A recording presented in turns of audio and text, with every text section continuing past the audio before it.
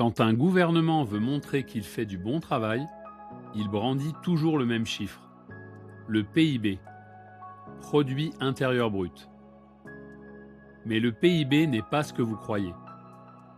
Ce n'est ni un indicateur de richesse rapide, ni une mesure du bien-être, ni même une évaluation précise de l'économie réelle.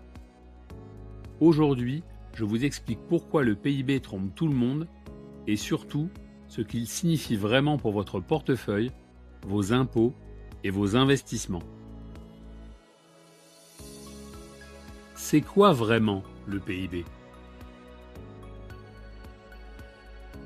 On l'oublie souvent, mais le PIB est une invention administrative. Le produit intérieur brut mesure simplement la valeur marchande de ce qui est produit sur le territoire. Rien de plus. Donc, le PIB ne mesure pas votre niveau de vie. Il ne mesure pas la richesse réelle d'un pays.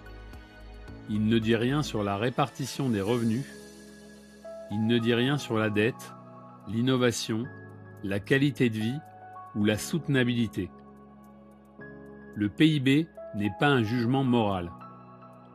C'est juste un thermomètre de la production. Et comme tout thermomètre, il peut être mal interprété, voire manipulé.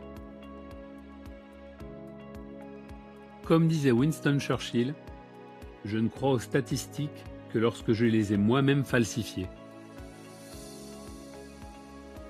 Pourquoi tout le monde se trompe sur sa signification ? Le PIB crée souvent des illusions. Un PIB qui augmente ne veut pas dire que vous êtes plus riche. Un pays avec un PIB élevé peut avoir des citoyens très pauvres. Et un pays avec un petit PIB peut être très prospère par habitant. Comparer la Chine et la Suisse selon le PIB total n'a absolument aucun sens. Ce qui compte, c'est le PIB par habitant, c'est-à-dire ce que la production représente pour vous.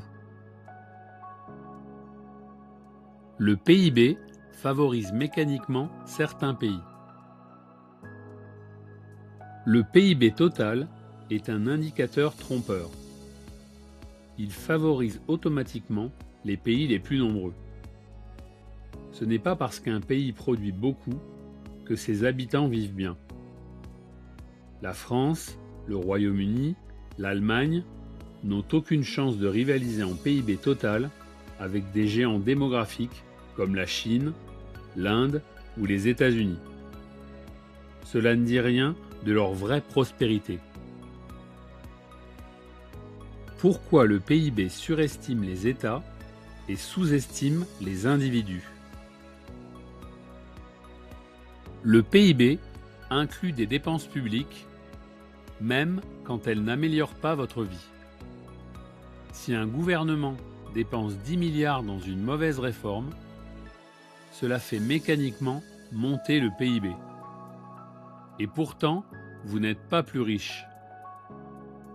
Le PIB mélange donc la vraie valeur créée par le secteur productif avec la valeur imputée par l'État, même sans efficacité réelle.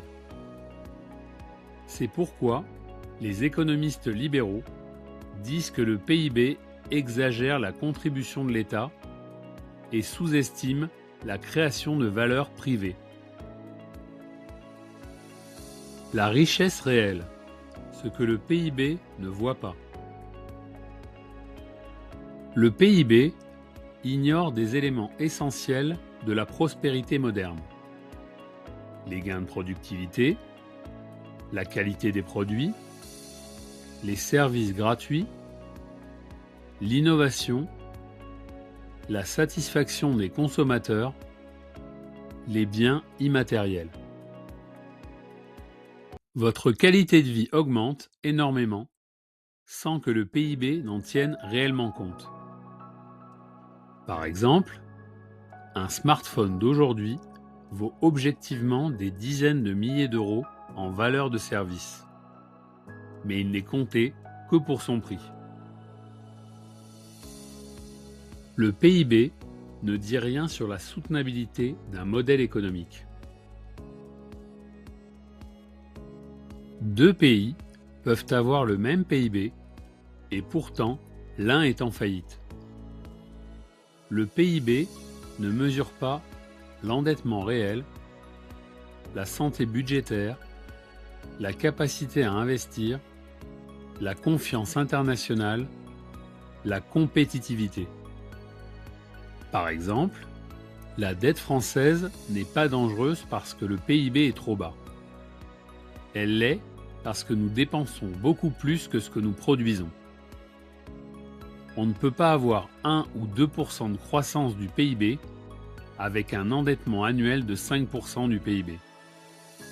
Dans cette configuration, un pays peut rentrer dans ce qu'on appelle une trappe à dette, c'est-à-dire notamment lorsque le taux d'intérêt nominal des obligations dépasse nettement le taux de croissance en valeur.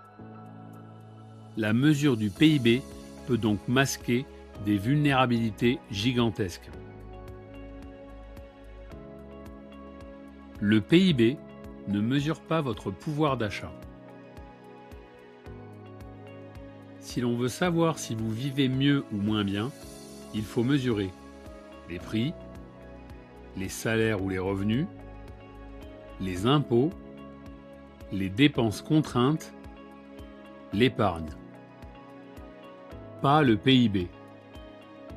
Le PIB peut monter alors que votre pouvoir d'achat stagne, ou baisser alors que vous vivez mieux.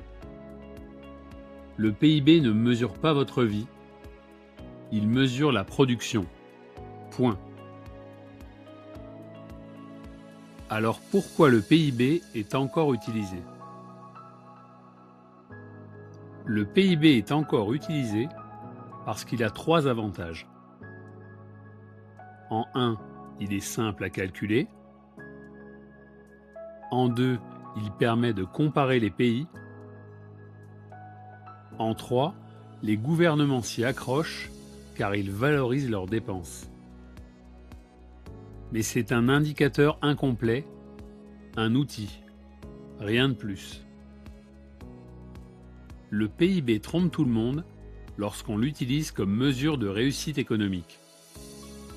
Ce qui compte vraiment, ce n'est pas la taille de l'économie. C'est la richesse créée par habitant, le pouvoir d'achat, l'innovation, la liberté économique, la productivité et la soutenabilité financière. Le PIB est un bon point de départ. Mais pour comprendre où va réellement un pays, il faut regarder beaucoup plus loin, notamment en vous abonnant à Econosphère. Alors n'hésitez pas à partager cette vidéo, à liker, à commenter, et on se retrouve très vite pour la prochaine analyse. Merci à vous, à très bientôt.